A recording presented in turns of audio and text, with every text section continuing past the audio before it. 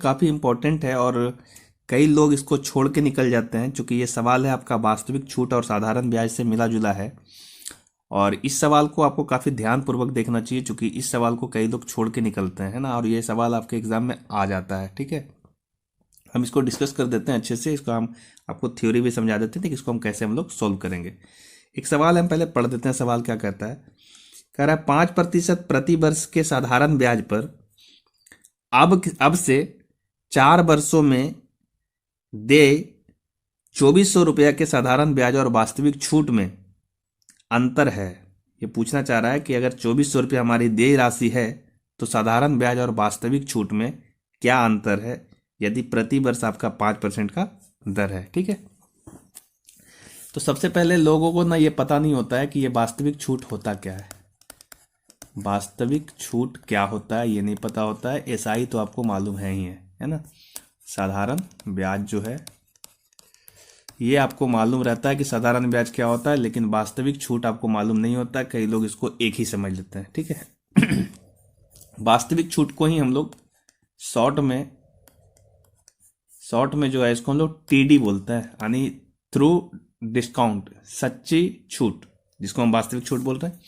और साधारण ब्याज को हम लोग एसआई बोलते हैं, सिंपल इंटरेस्ट। ठीक है, देखिए क्या होता है, वास्तविक छूट हमको थोड़ा समझा देता है।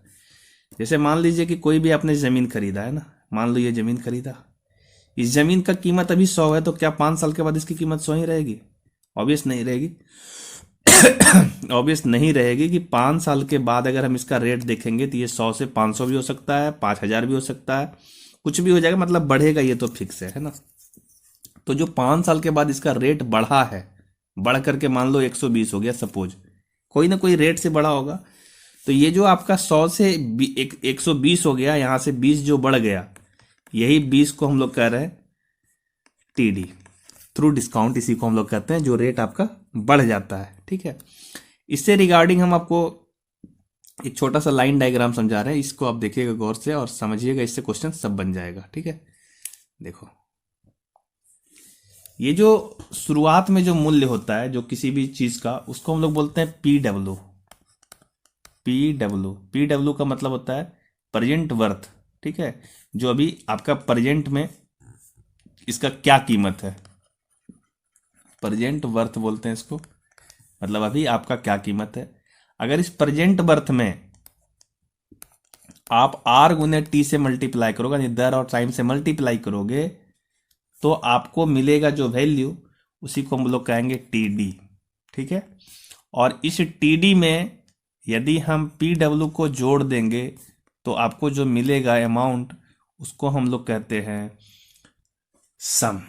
ठीक है, इसको हम लोग सम कहते हैं। और अगर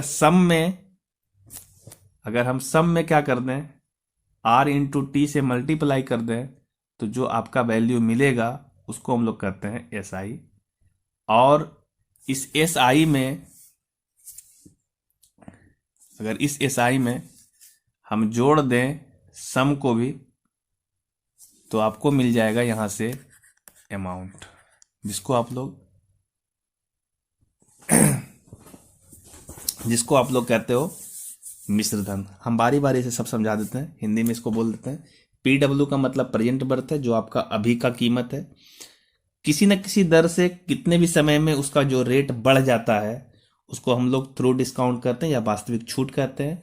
और वास्तविक छूट में प्रेजेंट रेट से जो आपका प्रेजेंट वर्थ है, जो आपका शुरुआती जो मूल्य है किसी भी वस्तु का, उसको जोड़ देते हैं तो हमारा सम मिलता है, जिसको हम मूलधन कहते हैं। ठीक है, सम जो है ये मूलधन है, या इसी को आप लोग मूलधन भी कह लो, या इसको आप देय राशि भी कह सकते हो। ठीक है, तो ये आपका एक चैन डायग्राम है, इसको आप गौर से देखिएगा तो आपका सारा सवाल इस पे बन जाएगा। जिस तरीके से हम बना रहे हैं उस तरीके से आप बनाओगे, कभी किसी सवाल में आपको दिक्कत होगा ही नहीं। ठीक है,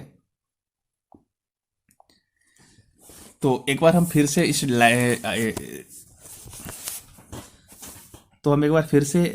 इस डायग्राम को बना देते हैं। देखिए, पहले था प्रेजेंट वर्थ, प्रेजेंट वर्थ से हमको क्या मिला, आर इंटू टी मल्टीप्लाई करके, ये मिला थ्रू डिस्काउंट। थ्रू डिस्काउंट में अगर हम ऐड कर देते हैं पीडब्ल्यू को, तो हमको मिल जाता है सम। और यदि सम में हम आर इंटू टी से मल्टीप्लाई करें तो हमको एस आई मिलता है। एसआई में यदि हम सम को जोड़ देते हैं तो हमको अमाउंट मिलता है। ठीक है, सवाल में जो आर और टी है वही ले लेते हैं ताकि आपको समझाने में आसानी हो। सवाल में जो है 4 वर्ष बोला और 5% बोला है ना। यहाँ पे इसको हम लिख लेते हैं एक बार। देखिए ऊपर में लिख देते हैं कि आर का जो वैल्यू है वो 5% बोला है और टाइम जो है वो 4 वर्ष है। इस प्रकार से आर इंटू टी का वैल्यू 20% आएगा। यदि मेरा प्रेजेंट में रेट 100 है तो इस 100 का 20% निकालेंगे तो ये 20 हो जाएगा, यानी थ्रू डिस्काउंट 20 होगा। अगर इसमें हम लोग सम को जोड़ दें, सॉरी थ्रू डिस्काउंट में हम यदि पीडब्ल्यू को जोड़ दें पहले वाला रेट को, तो मेरा सम 120 मिलेगा जो कि मेरा देय राशि होगा या मूलधन होगा। इसमें अगर आरटी से मल्टीप्लाई कर दें मतलब 20% से मल्टीप्लाई कर दें, अगर इसको हम 20% निकालेंगे तो ऑब्वियस सी बात है कि ये आपका निकलने वाला है 24, है ना। और इसमें यदि हम सम को जोड़ दें तो हम 24 में अगर 120 को जोड़ देंगे तो ये आपका 144 का अमाउंट आएगा। ठीक है, अब इसको हम इसी तरीके से बनाएंगे हमेशा तो ज़्यादा आसान होगा, क्योंकि जो सवाल में आर और टी देगा उसी को ले लेंगे और इसको हम 100 मान लेंगे। ठीक है, अब जो सवाल में दिया हुआ देय राशि 2400 रुपया है, साफ साफ बोला 2400 रुपया देय राशि है। अब बताइए कि ये जो देय राशि है ये वाला 2400 रुपया है, जिसको आप 120 कर रहे थे वो वास्तव में 2400 रुपया है। इसका मतलब एसआई जिसको आप 24 कर रहे थे उसका भी कुछ और वैल्यू होगा, और जिसको हम लोग थ्रू डिस्काउंट कर रहे थे उसका भी कुछ और वैल्यू होगा। आइए देखते हैं कैसे होना चाहिए। 120 2400 कब बन सकता है? ये तब ऐसा होगा जब हम इसको 20 से मल्टीप्लाई कर सकते हैं। 120 को अगर 20 से मल्टीप्लाई करेंगे 24 हो जाएगा। डेट मीन्स एसआई भी जो होगा इसको भी 20 से मल्टीप्लाई करना होगा, तो ये आपका 480 मिलेगा, और इसको भी अगर 20 से मल्टीप्लाई करेंगे तो ये आपका 400 मिलेगा। इस प्रकार से 2400 अगर देय राशि रहा तो हमारा थ्रू डिस्काउंट 400 मिलेगा और आपका एसआई 480 मिलेगा। सवाल पूछा है इस दोनों का डिफरेंस क्या होगा, तो आप खुद देखिए कि इस दोनों का डिफरेंस क्या हो रहा है।